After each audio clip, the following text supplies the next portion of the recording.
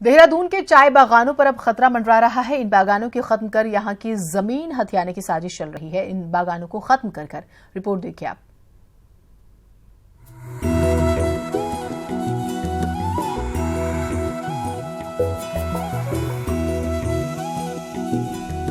देहरादून के लहलहाते चाय के बागान अब खत्म हो सकते हैं। ब्रिटिश काल में स्थापित ईस्ट होप टाउन के चाय बागान की 3,500 बीघा जमीन का लैंड यूज बदलने की तैयारी शुरू हो गई है और इसकी राह में आ रहे तकनीकी पेचों को हटाने के लिए 64% भूमि सरकार को देने का प्रस्ताव बनाया गया है, जबकि बदले में 35% भूमि चाय कंपनी अपने पास रखेगी और मनमाफिक उपयोग करेगी। इस प्रस्ताव को शासन को भेजा गया है और शासन ने डीएम देहरादून से इसकी पूरी रिपोर्ट मांगी है। फिलहाल मैं पहले फील्ड रिपोर्ट लेने के बाद ना रिपोर्ट के आधार पर वो विचार तब हो पाएगा। पहले रिपोर्ट मुझे देखना होगा, तो रिपोर्ट आने के बाद जो है मैं कुछ कमेंट कर पाऊंगा। आइए अब आपको बताते हैं कि क्या है लैंड यूज और चाय बागानों का कनेक्शन क्या है। साल 1835 में ईस्ट ऑफ टाउन समेत अन्य भूमि चाय बागानों को दी गई। रेवेन्यू रिकॉर्ड में ये भूमि आज भी चाय के बागान के नाम से दर्ज है। टी प्लांटेशन एक्ट के तहत इस भूमि का लैंड यूज नहीं बदला जा सकता है। लैंड यूज का मतलब होता है भूमि के उपयोग का तरीका। ऐसी भूमि पर खेती नहीं की जा सकती। इसी तकनीकी खामियों के चलते चाय बागान अभी तक देहरादून की शोभा बढ़ा रहे हैं, लेकिन इस जमीन को खुर्द-बुर्द करने का प्रयास लंबे समय से किया जा रहा है।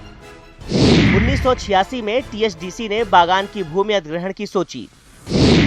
एनडी तिवारी सरकार ने स्मार्ट सिटी के लिए दिया था प्रस्ताव। हरीश रावत सरकार ने भी आर्केडिया के लिए दिया था प्रस्ताव। ये बात अलग है कि कभी विरोध और कभी एक्ट इसके आड़े आ गए। कभी हाईकोर्ट ने तो कभी स्थानीय विरोध के चलते चाय बागानों का अस्तित्व बचा रहा, लेकिन अब सरकार लैंड यूज बदलना चाहती है और सरकार के इस फैसले का विरोध भी शुरू हो गया है। ये तमाम तरीके के जो व्यक्तिगत स्वार्थ जुड़े हुए लोग हैं और उसमें सरकार और प्रशासन इस तरीके के लोग उसमें शामिल होते हैं। किसी तरीके से चाय बागान की जमीनों को खुर्द-बुर्द किया जाए, उसका लैंड यूज चेंज किया जाए। जो शहर के फेफड़े हैं वो टी एस्टेट है या तरला नागल है, और दोनों जगह देख लीजिए कि ये हो रहा है कि उन्हें खत्म कर दिया जाए। जहाँ तक टी एस्टेट की बात है, वहाँ तो जो जमीन है उसका जो भू उपयोग है वही बिल्कुल वो तो परमिशन ही नहीं देता कि आप वहाँ इस तरह से उसका लैंड यूज बदलें। इस पर कांग्रेस भी मुखर हो गई है। कांग्रेस का कहना है कि जब उनकी सरकार न्यू दून के लिए प्रस्ताव कर रही थी तब भाजपा ही इसका विरोध कर रही थी। अब सरकार को अपनी मंशा साफ करनी चाहिए। जब हरीश रावत जी की सरकार में भी था तब तो ये विरोध में थे, ये विरोध कर रहे थे भारतीय जनता पार्टी के लोग।